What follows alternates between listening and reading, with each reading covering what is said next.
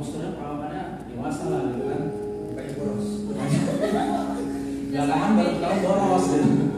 Ya saya mau sempat ngobrol bisa lah Inggris dikit-dikit kan,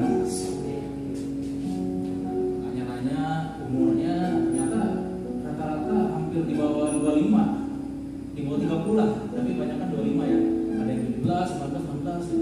Tapi ya itu adanya ya anak Mas boros.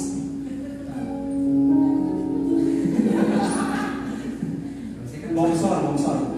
Nah, jadi di usia mereka yang tergolong muda, ada yang dari Australia, dari Korea Selatan, New Zealand, itu rata-rata negara maju semua gitu loh. Jadi di usia mereka yang muda itu, mereka mau terbang bermil-mil gitu kan ke sini hanya untuk menjalankan sebuah misi. Sebenarnya misi yang kalau dihitung-hitung secara ekonomis tuh nggak ada untungnya juga sebenarnya, nggak ada profitnya lah, nggak ada cuannya gitu kan. Bahkan yang saya dengar malah mungkin mereka dari pajak sendiri gitu. Iya. Saya sempat tanya sama Mas, kok ini pergerakan ini ada sponsornya apa, ada anggarannya gitu. Jadi mereka datang ke sini udah dianggarin misalnya seorang berapa untuk konsumsi, akomodasi, transportasi, mereka enggak. Mereka dari pajak sendiri ya Pak ya. Sebagian besar ya. Sebagian besar dari pajak sendiri. Dan itu nampak jelas sih, karena saya kan ikut mereka untuk mendampingi itu. Ada yang botol airnya habis gitu. Ya saya nggak tahu, mungkin mereka harus mengirit-irit ya, sehingga nggak jajan juga di sana mereka gitu loh. Jadi ya apa benar-benar mereka itu saya lihat terpanggil. Dan ini ada satu hal lagi ya, saya sempat ngomong juga sama Mas ya. Jadi ada satu bule gitu, saya lupa namanya siapa. Dia minta tolong saya untuk translate ke seseorang gitu loh. Saya sempat kaget juga, maksudnya ini kan tempat umum gitu loh, public place gitu kan, dan nggak bisa sembarangan untuk kita menginjil sebenarnya, walaupun nggak dengan paksaan ya, tapi ini tempat umum. Saya sempat ketakutan gitu loh.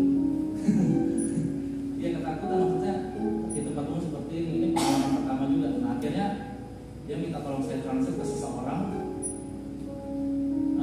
Ternyata seseorang itu dulunya adalah bagian dari anak Tuhan gitu. Bagian dari anak Tuhan, dia cerita-cerita, akhirnya dia nyebrang.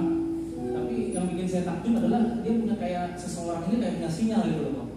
Dia bisa tunjuk orang-orang yang ternyata mungkin butuh panggilan atau butuh bimbingan, ya butuh didoakan. Dia bisa tahu gitu. Kayak cenayang gitu kan, kayak orang bisa. Dia bisa tahu gitu. Nah, jadi benar-benar luar biasa sih kemarin itu. Saya pun ya habis pikir juga ya, maksudnya masih muda, masih muda, mau meluangkan waktu, tenaga, bahkan mungkin uangnya, selamatannya, ya untuk hal-hal kayak gini yang mungkin orang-orang bilang ini nggak penting gitu. Ngapain sih? Kayak Kotik Mas dari Tangerang gitu kan, ada yang dari Bekasi juga kemarin gitu, dan ini dari luar negeri gitu, datang ke situ untuk hal-hal yang sebenarnya kalau dilihatnya tuh nggak penting gitu. Dan mereka masih muda gitu. Saya sempat ngobrol juga sama Kotik Mas kan, ini muda-muda begini pasti kan dengan usia 17, 18, 16 masa-masa entertainnya gitu loh, ya kan? Maksudnya mau melakukan untuk hal seperti ini, mereka mengesampingkan dunia-dunia entertain